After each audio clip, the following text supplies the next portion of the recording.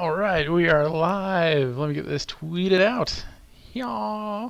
Let's see. Oh, well, I just had it up a second ago. 1 second. Okay, there we go. Tweet.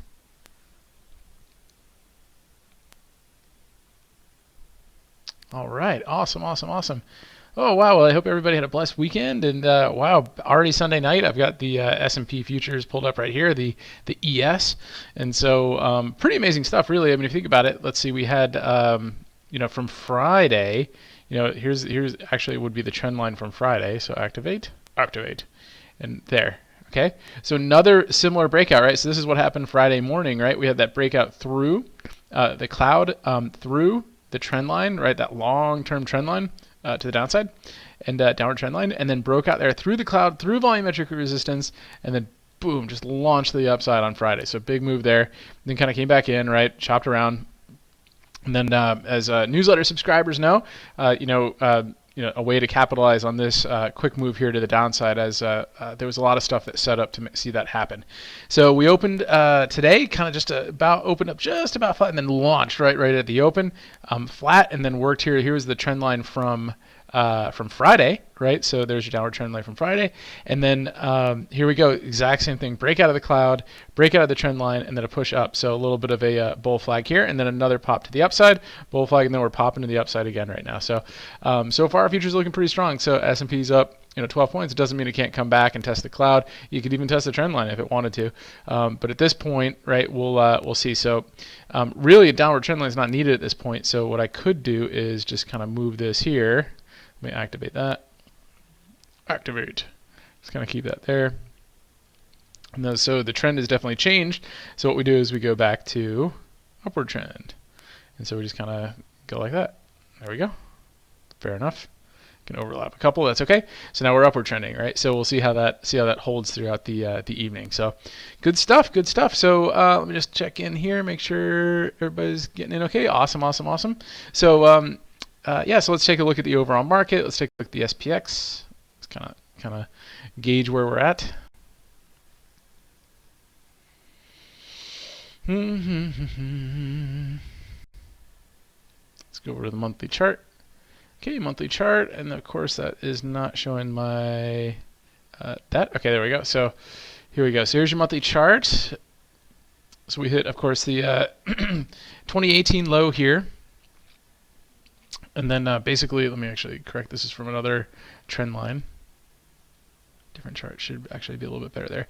Okay, it had the Christmas reversal, and then tagged inside month in January, and then broke that to the upside with a spinning top month, and then gave us a hammer month, and then gave us a nice, almost Marubozu month here back in April. And so now May is coming to a close, but we had a big push to the downside, and you can see we kind of tagged that upward trend line and came back up off of it, right? So we're just kind of going here forward. Let's see, let me clear that as well. Okay, so on the weekly chart, right, we had a very rare but important open gap on the weeklies, and then that was something that we've been targeting, especially we talk about here on the videos, we talk about in the newsletter, things like that. And we basically came up and gave this hanging man top right here, which made all-time highs on that weekly. And then once it gave you a tail fail, a break with that tail to the downside, we got that huge push to the downside, which filled the gap, right? 2 weeks ago. And then last week they gave us a spinning top week, and last week we had a big gap down on the week, right? So we opened up down and gave us a spinning top there. Retested the gap levels, tested the trend line, and then kind of came back up green. So wow, if futures could really hold throughout the night, that would probably give us a nice gap up, and this would this spinning top bar would very possibly be a reversal bar where we go up to test the all-time highs again. Newsletter subscribers, I do an Elliott wave analysis on the SPX, and so it actually kind of a move up close to the all-time highs does kind of fit with a possible wave count on that. So here we go. So we have the daily chart, right? So a couple really cool moves last week, right? We talked about this on the video. We had this big day right here was got a lot of people in, right? That was like 2 Fridays ago, and just never got any fall to the downside. In fact, it was when we gapped down, and so there's a lot of people. There was a lot of people long, right? Or a bunch of people long trying to, through the weekend with this bullish bar, kind of was engulfing the prior day on Thursday, kind of gave some potential momentum to the upside. But, there's some factors happening there, right? There's the 5 MA was pointing down, the 10 MA was pointing down, the mid Bollinger Band was kind of flat, right? The lower Bollinger Band was kind of pointing down. We were in that range between the mid and the lower. So, to me, even though we held the 50-day moving average, it still isn't enough really to take anything long over the weekend. So we gapped down, basically here kind of went into the cloud and kind of closed within the cloud. And what I really like are cloud breaks. And so here we tested that upward trend line. We're in the cloud, and then that break here basically on Tuesday gave a nice push to the upside and came back in. And then we closed here, gapped down again into the cloud, and that gave a really nice push, nice breakout, and then some good follow through there. And then we have the Southern Doji here to close on Friday, which is a little bit ominous, right? It makes it look like it kind of retested the cloud to the downside. But if we, if futures are good and pushing up, then we could definitely give us a reverse sale fail here to the upside, and at least test this mid Bollinger Band and possibly get over it. So we'll see how tomorrow looks. So so far looking promising, right? So let's take a look here just at the price action from Friday. So this was the price action. Obviously, you can see we looked at the futures a little bit ago. We saw that how those broke. Pretty much corresponded similarly on the SPX, right? So we had a nice break here. Basically tested the S1 levels, broke through the upward trend line, gave a little bit of a bull flag, and then kind of launched here to the highs of the day. Cleared through the prior day's close, and then found a little bit of started to slow down here as we got to S1 weekly, and then finally volumetric resistance. We had a couple 1, 2, 3, 4, 5. Upper shadows, right, kind of in that range, and then basically an inside bar, and then just just kind of drifted down. So we talked about that in the price action series, and so then it gave us basically a down move there. It's kind of holding onto the cloud the whole time.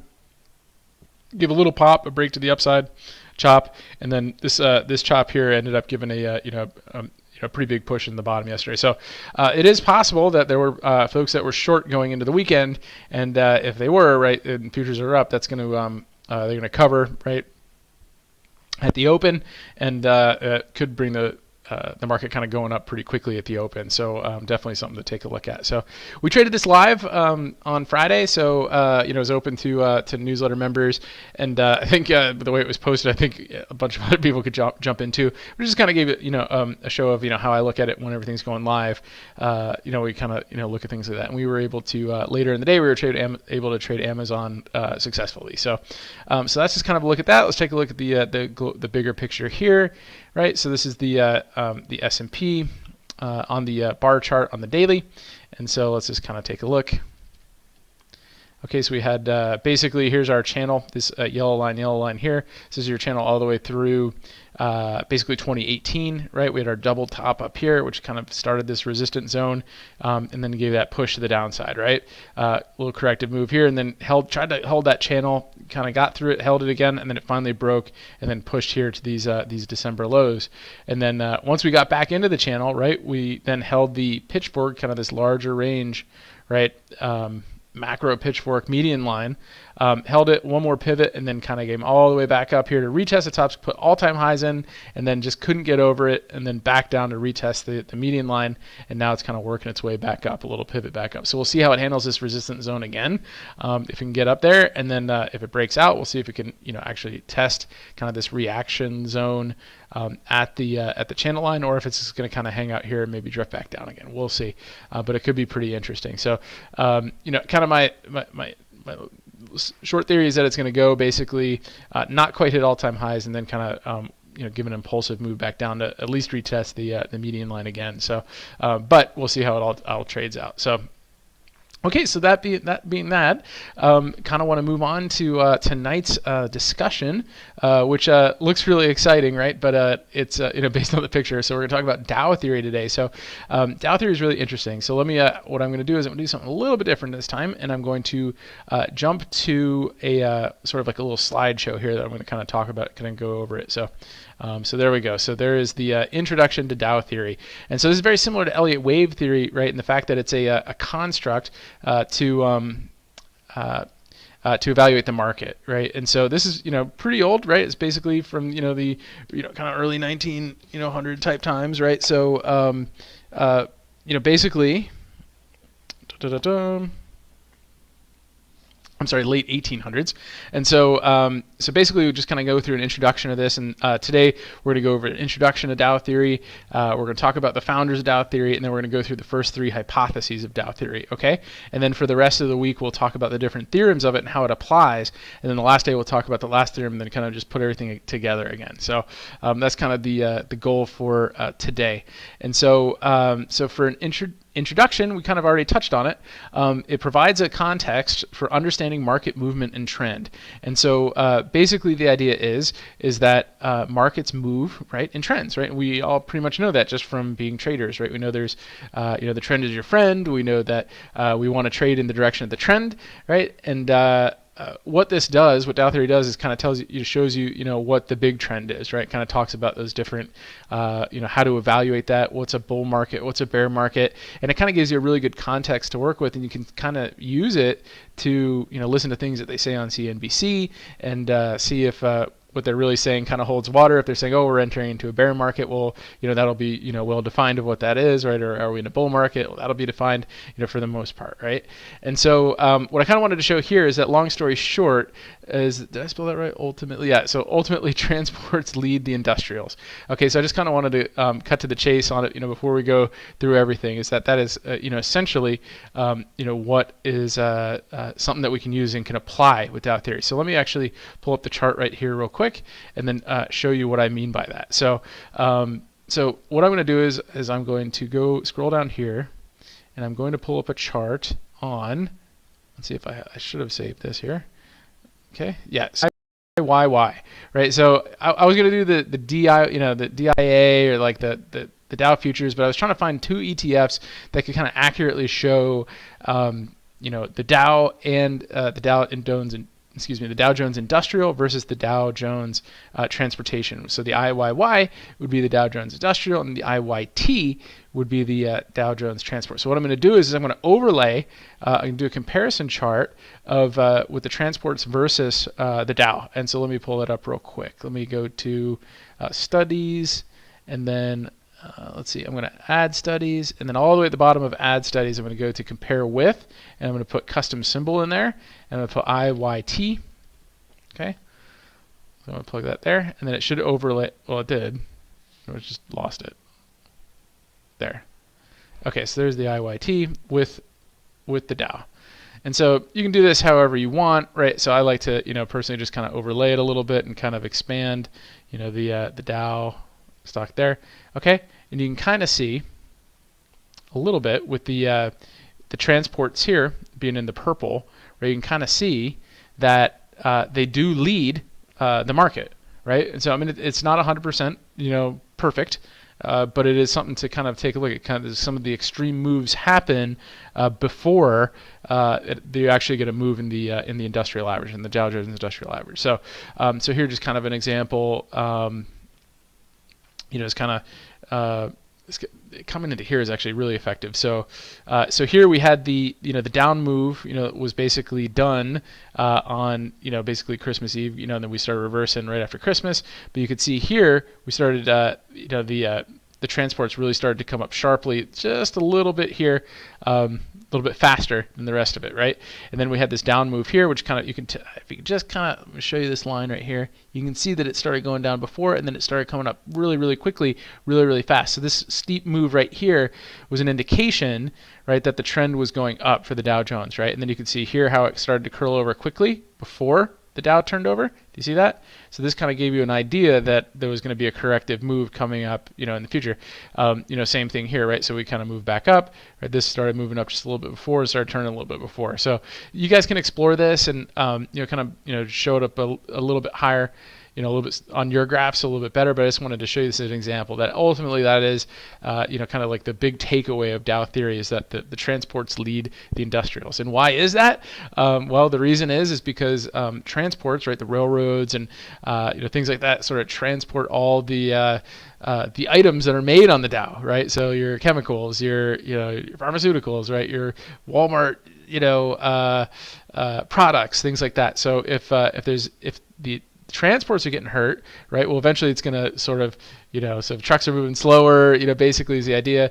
Then the then eventually it's going to affect the the people they serve or the companies that they serve. So that's kind of a general idea there. So so back to the intro here. So that was the long story short, and then let's take a look here at the founders, right? So we're going to talk about the founders here. So there's three major ones, right? Obviously, it's called Dow Theory. So the first is Charles Dow, right? He was he basically was a Wall Street Journal guy, and he founded Dow Jones. Okay, so so he's basically a guy there, and he noticed that there were that there were price trends. There's a difference between long and short-term trends. Obviously, it wasn't as elaborate as say like Elliott wave theory in terms of defining the movement of those trends and waves, but in general he gave a definition of that, right? So he was kind of the main guy. The other guy who was pretty important in the whole thing was William Peter Hamilton, who was he worked for Dow, and he actually was one of the biggest proponents of it and kind of making it, kind of mainstream and getting it out there into the public. He did a lot of write-ups on it. After Dow passed away, he helped refine the ideas, and he kind of did a lot of editorials in the Wall Street Journal and things like that. And he was alive until 1929. Okay, and so he was pretty big at kind of bringing this theory forward. So I like that quote right there. Wall Street's graveyards are filled with men who are right too soon. So I think we can all kind of identify with that. And then finally, the last was Robert Rhea. So this is the only kind of picture I could find of him here. So basically, he was the he picked up the torch and kind of carried that forward, right? So he very much like Elliott, right? Nelson Elliott, he got sick too. Like he had an injury and was in bed, bedridden from like 1922 to 1939. Okay, and he was like a big fan of Hamilton and Dow, and he also made a lot of money from their concepts. And so he was sort of like the big one to kind of really get everything written down and get even more defined, right? And so here you can kind of see here Dow Theory by Robert Rhea. So he's able to take the applications of those and really turn it into to something big. So if you see that name out there, he's a kind of a big guy. And I like this quote here: "No profession requires more hard work, intelligence, patience, and mental discipline than successful speculation." So anybody who is follows along here and knows that we look at charts all the time. We're always studying and coming up with new ideas and ways and working on systems, and it's a lot of work, right? So but again, like I say, is as long as we stay safe, right? We stay in the game and keep learning and getting better, right? So so those are the founders. Just kind of give you a background of that, and then we'll kind of jump here into the hypotheses, right? So the hypotheses of Dow theory. We'll just kind of go through each one real quick.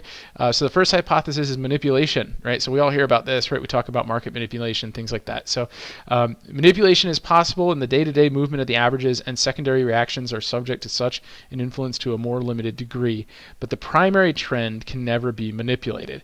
And so what that's saying is basically is that big institutions, right? They can play games intraday, right? They can they can take advantage of spreads. They can kind of push the market a little bit by selling off big chunks to hedge another position, and they can move the market around, right? So but we can see that intraday, right? And then a lot of these institutions have programs now and algos that do the exact same thing for them, right? And they kind of take advantage of things. So so we see that happening all the time. But the way they define it here is that manipulation is not like this grand scheme. It's like, yeah, the market can be moved on an intraday basis, or maybe even possibly even on a weekly basis, right? But to completely push a trend from a major trend, from a primary trend, from say like a bull market to a bear market, there's more stuff going on, right? There's more stuff involved. So that's kind of the idea there. It's saying they're recognizing that this happens, right?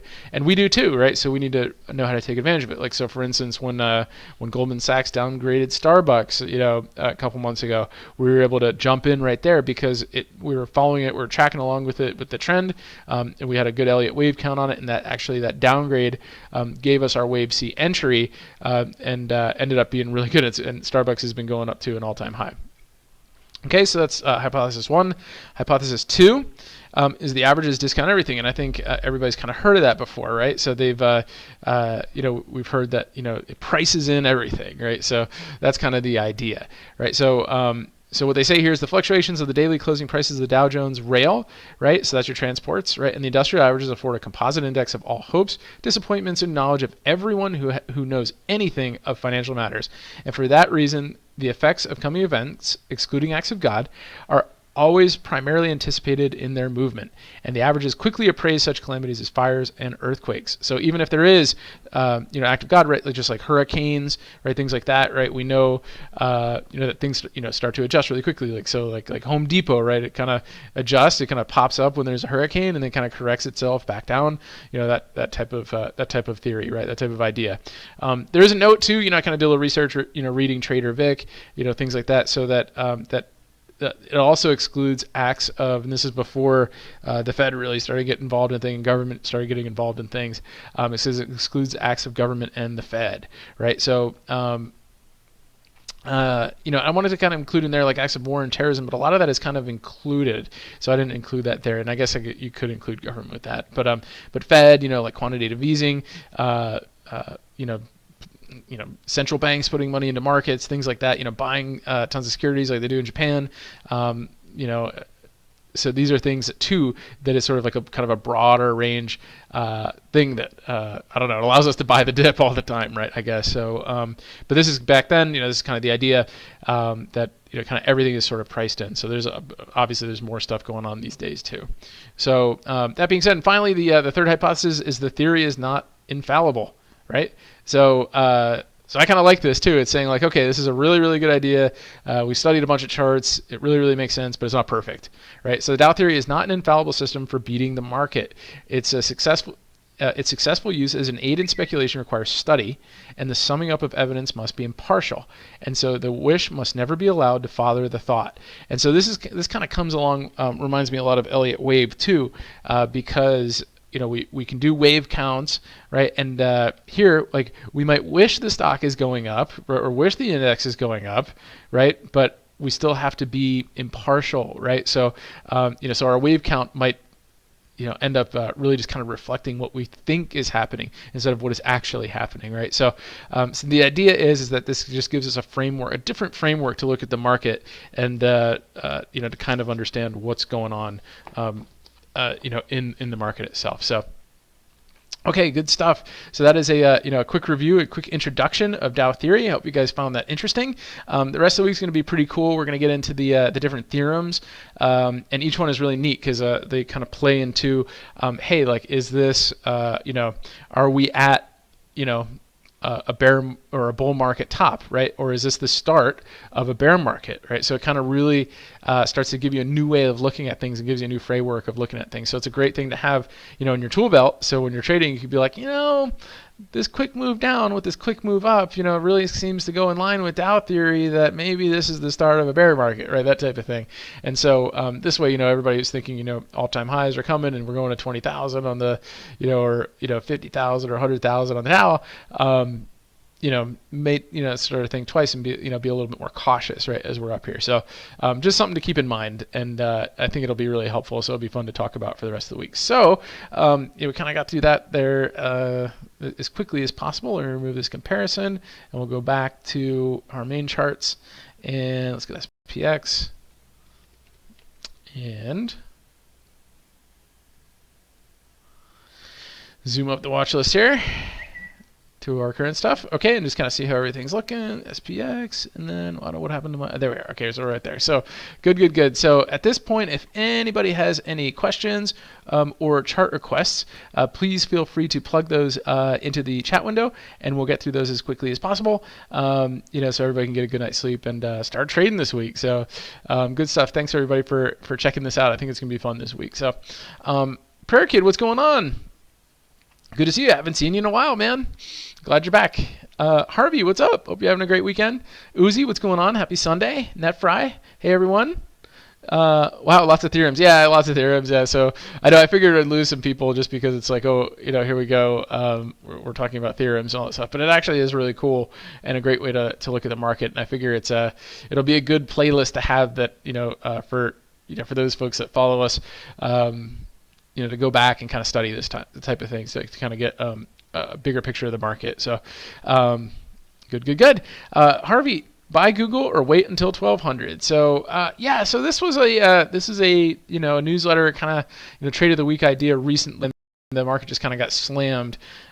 Some positive trenders were able to pick up a nice push the first day and then get out. which is good. But let's just take a look here and see what's going on. So with there is a chance, right? But I like the break of these levels, right? There's been a lot of volume that came in here, but even after the gap down, a lot of volume came in here too, pushing it up. And so I think there's a lot of interest in this, starting to fill the gap. So to me, I don't want to do anything until it starts to get a little constructive over here. Now, I mean, I could miss a move, right? And I missed this one here, this 40-point move there. But it just kind of is what it is. But if it gets over this 1200, 1204 level, then it gets over that fib fan line, and then we're starting to start to look at possibly testing this this kind of pitchfork level. But it is a little bit tricky to trade, right? So let's kind of take a look here at the daily chart, right? So you saw here this was that Morningstar reversal, right? And we tried doing this. We gapped down that day, and then some newsletter subscribers were able to catch this reclaiming of the prior day's range, right? Which could give some push, and then it got follow through as it got through the cloud, and then it took out the highs, and just kind of paused out, and then drifted back down, right? And then we had this huge day. It says, no, I want to be over the 200-day. I want to be back in the cloud or above it, and then we got that kind of pushed through. Now we have a inverted hammer, and so I would say Harvey over at least or over Friday's highs, right? So before going at anything, so that's 1186, maybe 1187, and then from there 1190, right? So let's see, this is kind of Monday. So if we get over 1195, that could be the catalyst, right? A break of the cloud, and then once we can get through there, then we can get over the 50-day moving average, and then start working our way up and testing this kind of 1250 level, right? So just kind of keep an eye on it, keep an eye on the cloud, keep an eye on maybe another consolidation-ish type day would be great, and then a pop through would be awesome. That's kind of how I'm looking at it. I mean you could try. I mean you can certainly try. I mean just as long as we don't gap up too high or something like that, just keep a stop here below the prior day's lows, and then then try to hold on to it. I mean, it all depends on your comfort levels and your risk levels and all that stuff. But for me, I just want to see if it just consolidates a little bit, and then we'll see if it goes from there. Yeah, so good. So NEPRA, yeah, XRT, yep, exactly. So there's another one that you could use too. Oh, sorry. So there's your so there's your retail. So again, you've got this almost a you almost want to say like an evening star type pattern, except that it's at the bottom of a declining move, right? So it's kind of similar. This is could be a good actually reversal pattern. So a break over again. This too, a break over Friday's highs could give a kind of a push back in. If not, right? Well, I mean, it did give you that southern doji there, so it might want to at least test the Bollinger Band. And possibly kind of work its way down here to the 40 level on that. So it should be interesting. But this week, right, we've got a lot of stuff happening, right? We've got Target. Well, no, we already had Target. Sorry, we've got we got Target this week. We had Walmart. So we've got Target this week, we've got Home Depot, Lowe's, things like that. Foot Locker, a lot of these kind of, brick and mortar type stores reporting this week. So that should be pretty interesting. A lot of retail stuff going on this week. So, Manoj, what's going on? Good to see you. Cool one. What's up? Let's see what we got. So we got Zen, Near, and BP. Oh, nearby. Sorry, Zen. Let's take a look at Zen.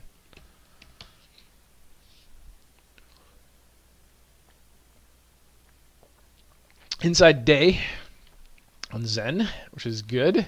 Let's see. So the weekly is looking very constructive, right? Just nice, lots of green bars here. Clear uptrend. So that is looking good.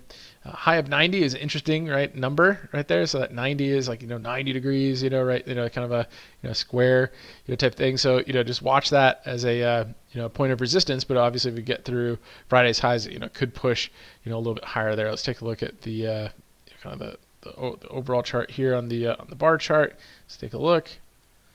If we draw from this pivot point right to the highs and kind of come to the next pivot. So it's kind of following this trend line up right now. So that does look interesting.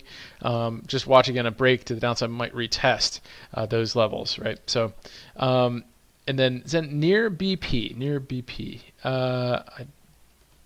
like the buying point, or no, I don't think this is what you're talking about. Yeah.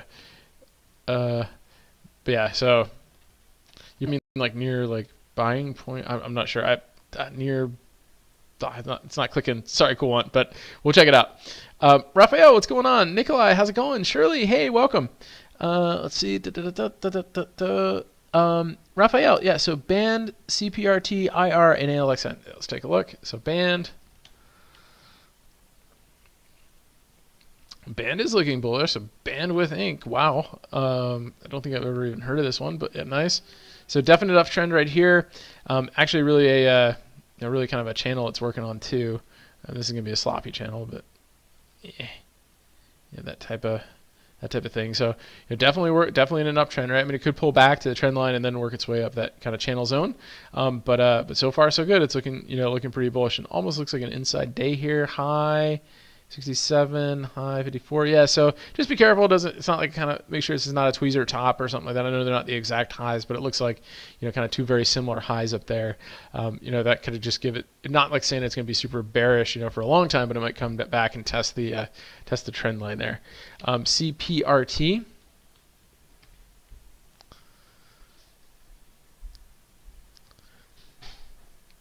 Good. Okay, so Copart is definitely uptrending here. Let's see, earnings are coming up 522, so earnings are this week.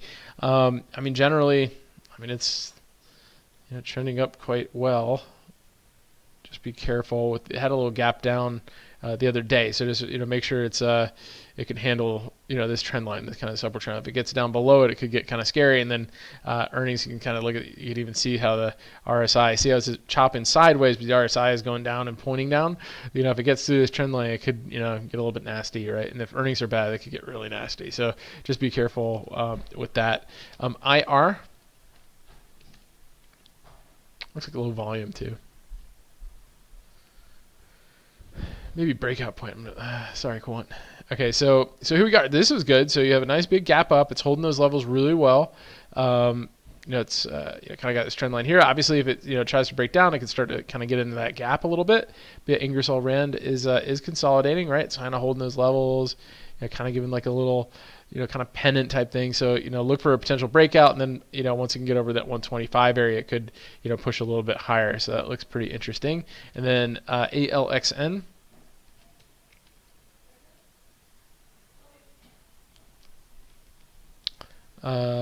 Very similar, very interesting too. So see this volumetric level right here, that's this yellow line, right? Here's your other levels, the red and the yellow here.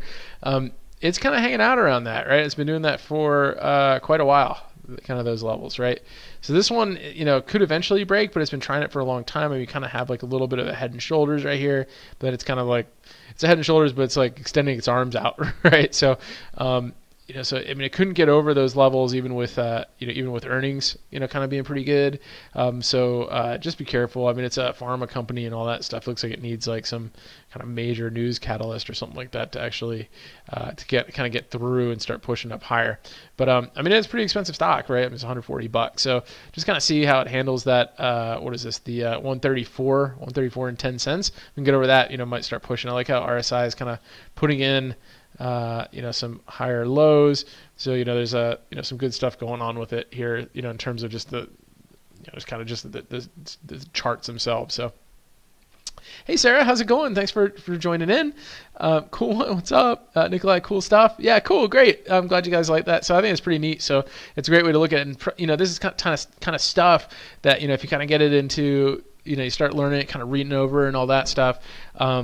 This type of thing where you could be like, okay, this is kind of going on with the market right now, right? We're we're in a bear market. Bear markets will only last like such and such amount of time, and we should be looking for a reversal. And it kind of talks about when reversals happen and stuff. So it kind of gives a really good context for what for the market. So cool. Uzi, yeah, let's take a look at Amazon and Google.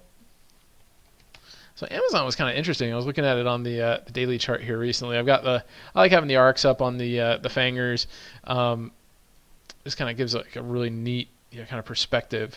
And so so we had this bull flag breakout here, another bull flag breakout here, and we kind of had these levels, right? Kind of had this earnings push, right? Kind of came back down, right? And then now we had this pennant. The pennant broke. It's kind of working its way up the fib arc, and then it kind of peeled itself off of it on Friday.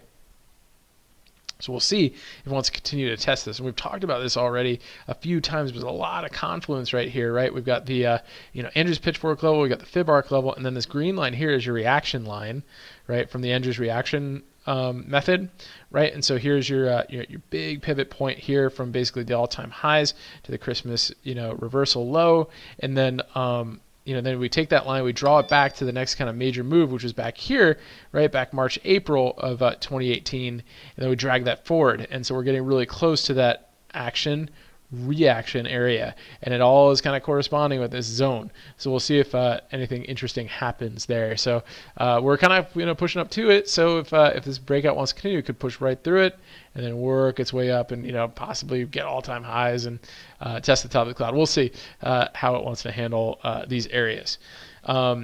Google, we just took a look at Uzi. So when Harvey was asking about that a little ago, so we'll just have to see if we can get through. Friday's high. I think it could get a little bit more bullish. 1200 being a key breakout level. Boeing, yeah, nice one. So let's take a look at Boeing.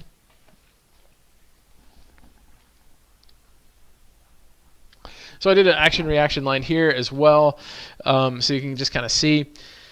Here's your major pivot zone, right, from all-time highs, from basically the reversal. This is a little bit different, right? I reversed this backwards because this was the bigger move than the down move, right? So this huge run up. So I took it back, basically to the last kind of major pivot points here, which were back in September, and October timeframe of 2018, and that was your action line. So I'm kind of pushing that forward here as a reaction. And so we're kind of held that the other day, kind of gave a nice pivot off of this zone, right? And we could possibly work our way up, right? We could start filling this gap. So Boeing is looking interesting. It's holding up. The software news is coming out. So as long as it doesn't get any more bad news out on it, it could could have some some potential. Let's just kind of take a look and see where it's at on the candlesticks. Yorikiri bar, right? So belt hold bar right here at volumetric level. So it's kind of got this bigger cloud that I like to draw. This is what is this? I use the 49,144, right, which are perfect square numbers, which is kind of interesting to track. There's bigger term things. I mean, nobody really uses it except for me, but I've seen it, kind of show like some interesting things. Look, it tried to break out through there, couldn't do it. So to me, that looks like a key level. This kind of 357. Obviously, 360 is going to be big. It was completely resisted by 360. If we get through there, your next level is 363 area, which is the 200-day moving average, and then from there, it could work itself up and start filling the gap, right? So it would be cool if they had some big news, positive news, like winning a new contract or, showing that if they could show anyway, but it's starting to look kind of constructive, right? So we'll see if it can continue to grow from there. BYND and SHOP.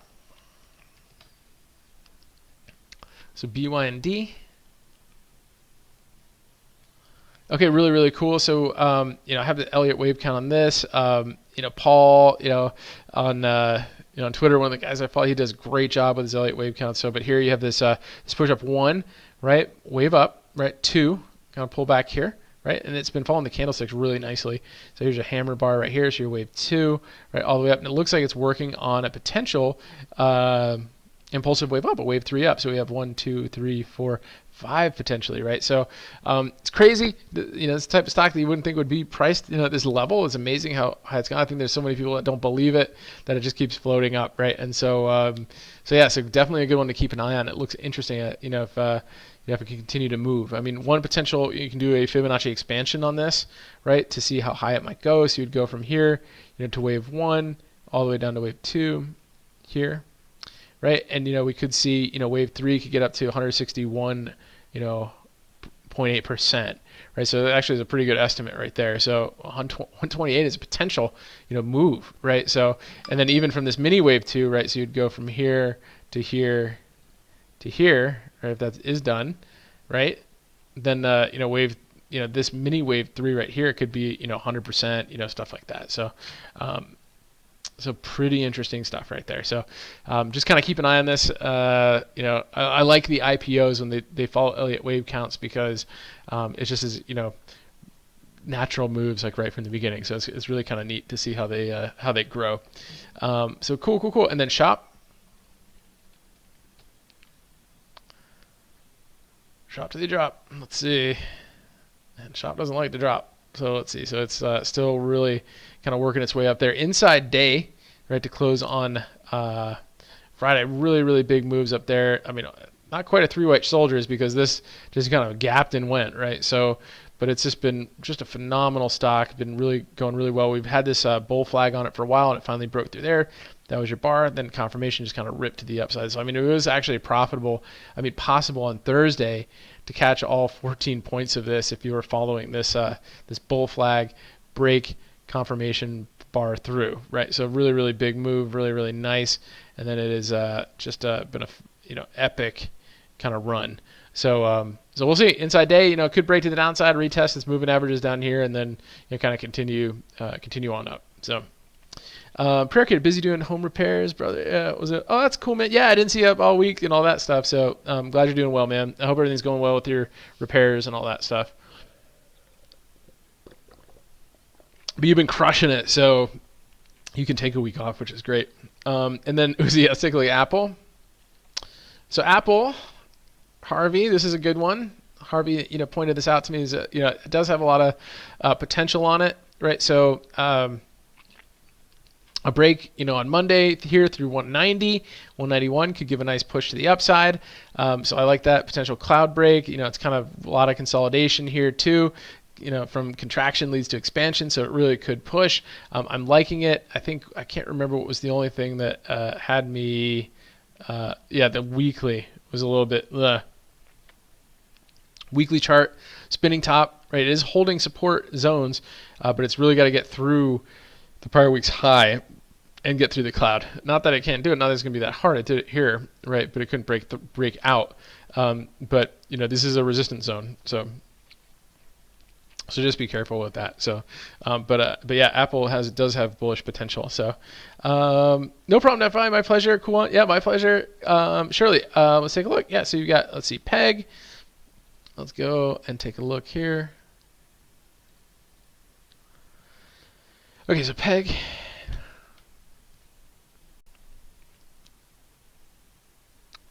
Okay. Public service enterprise. Yeah, I'm definitely looking bullish. I like this congestion zone that it's starting to get out of. I don't know why I lost my hand thing there. So obviously uptrending, right? You could reasonably draw from here to here, but in general you have a congestion zone in here, which it's getting out of pretty nicely. Right, so see how it poked out there, all-time high. So if we can hold these levels, right, then it could obviously continue. So that'd be good. Session, you're sneaking in between Shirley there. So you got CMG, CRM, PanW, NEAT, and FTNT. So let's see. So CMG.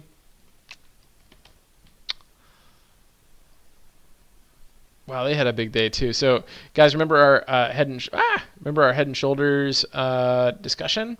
So here we had this inverted head and shoulders at these all-time high levels. So there's your shoulder, head, shoulder, right? If we get back through the 722, it could push, right? Here's this megaphone formation that it was forming. It could kind of work its way up to the 750 area. For a call spread or something like that, might be pretty interesting as a swing if it could break out. And then CRM.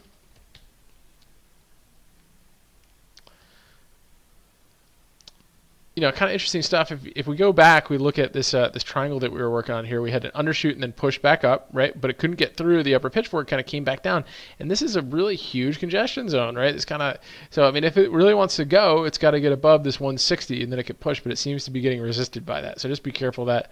Plus, earnings are coming up too, so it's going to juice up premiums a little bit on that. PanW. I believe this is an IBD 50, type stock. Again, very similar. A lot of resistance, in this area. It held the volumetric level, so it's kind of going to get its way back up in here and try to work its way back up to that 247 zone. NEE.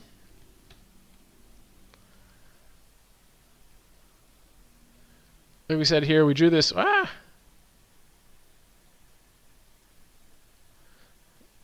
We drew this channel to the upside. Now I'm going to extend it now.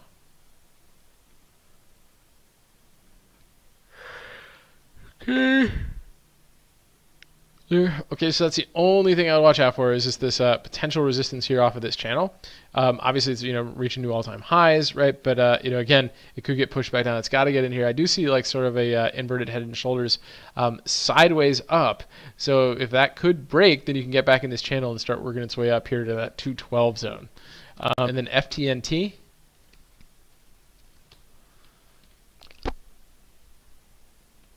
Okay, similarly, broke down. It looks like it is trying to test that upward trend line, but if it fails, then we're going to see some more downside move on that one.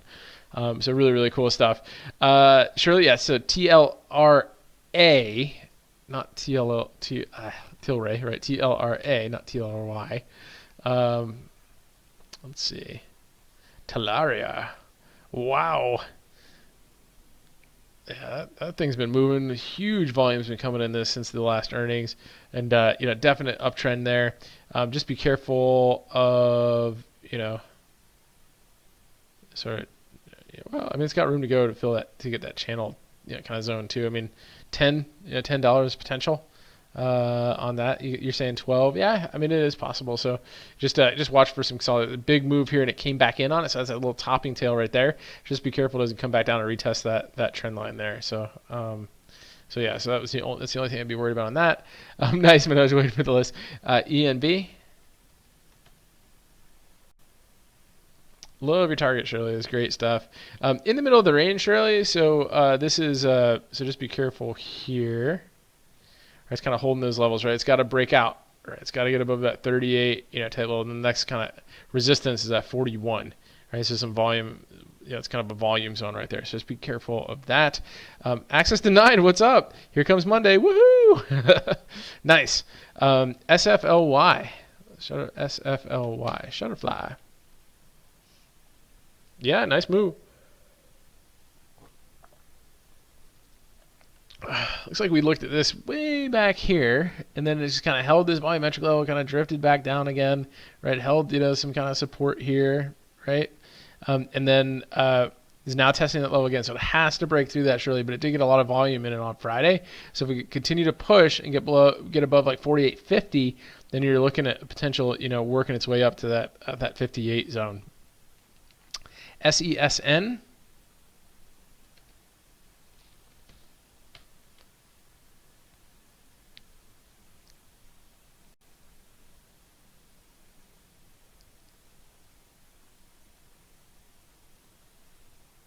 Yep, starting to work its way. Yeah, a little penny type stuff, but it's trying to hold. So obviously it's got to get above this level, this 150 type zone, and then 155. But again, I always caution trading the pennies. But you've had that one, right? A couple of those have gone from like $1 to like $100. So I mean, pretty amazing stuff. Let's see, SNE and Z.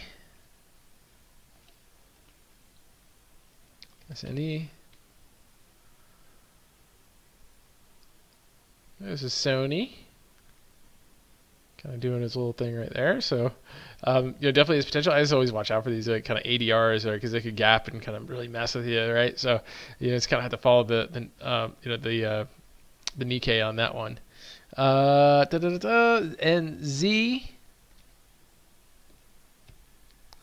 old Zillow, yeah, popping out. Got over some volumetric zones. I'm liking it. Good. Yeah, definite potential for continuation. Session AYX.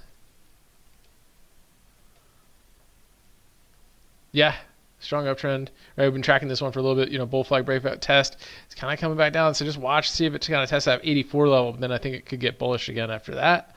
SO Cray. Southern Company. Wow. Who'd have thunk? Even after they lost their construction, all the nuclear stuff, tons of debt and all that stuff, still working its way up. So looks like I've done some pretty wild things on this one in the past. So just watch out for this resistance zone right here. If you could get through that 54, 55 area, it looks like it has some room to grow. And then Cray.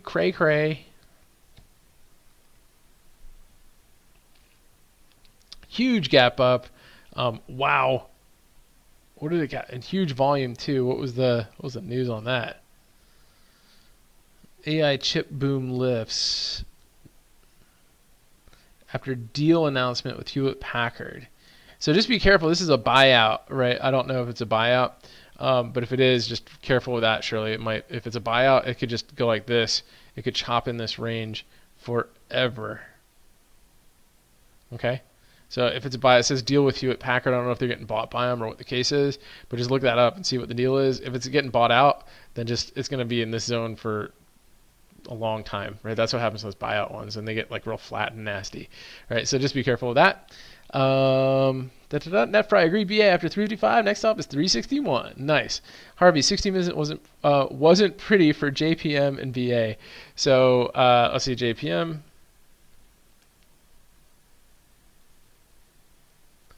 Oh, you're talking about like the show 60 minutes? Or the 60-minute chart? Sorry. Yeah, I mean, 60-minute wasn't pretty. I mean, like inside 60 right there, and then to the downside. So that's all I think about when I think of 60 minutes. So, but I agree. Manoj BA admitted that their software, the product. Yeah, exactly. So that's not. We'll see how it holds up, right? That's the key. Is if it holds up with negative news, it could be strong. And then access denied. What's up? HD. Yeah, so we got earnings coming up this week. So we will see how it handles that. So we like to trade those with the 15-minute orb, and this is coming up on 5:21 before the open. So it's coming up. What is that? 2020. So Tuesday earnings. So it should be pretty fun with HD. And yeah, the show. Sorry, Harvey. You say 60 minutes. I'm like, oh yeah, 60-minute time frame. VFC session. Yeah, let's take a look at that. And then it'll be time for bed.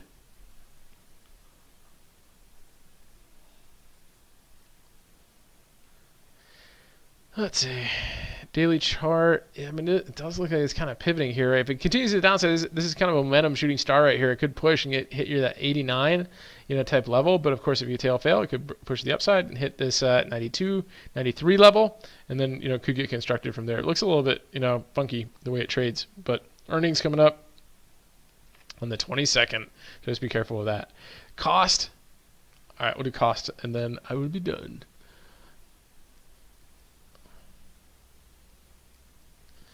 Costco, to me, yeah, it's got earnings coming up on the 30th. It is fun to trade with earnings, but right now it's just been in this kind of zone. It's almost starting to do one of those megaphone, type patterns that we talked about the last couple of weeks here. So you can kind of see, let's just go there, to there, to there. Right, so it's kind of working. It's kind of testing the kind of these areas. It might test this trend line, right? And then who knows? Earnings could break through it, or if anything, it could push it back down to the low end of that megaphone. So we'll see on that one. So no problem, my pleasure. Thank you, everybody. Thank you. Oh wait, MU. I got a special request from Mike on MU. Let's just take a look at that real quick. And I'll email him so we can timestamp it. What time was it? All right, 52 minutes. All right, so so MU is basically just really just puking here. So I mean, here's the kind of the low of this pitchfork. So I might find some support here, kind of around like 35 on Micron. Not looking very good. Look at that. Ugh. Just not so good. So just be careful of that. You do have a weekly Bollinger Band here too at like 34. So 34, 35 might find some support. If that fails, then we'd look to buy around 30.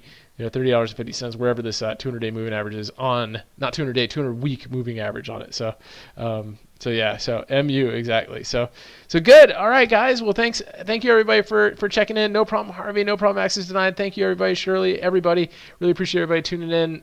Thanks for checking out the Dow, the discussion on Dow Theory, and everybody. Remember your risk first when you're trading, and stay safe so you can stay in the game. And I will catch you guys next time. Have a good night.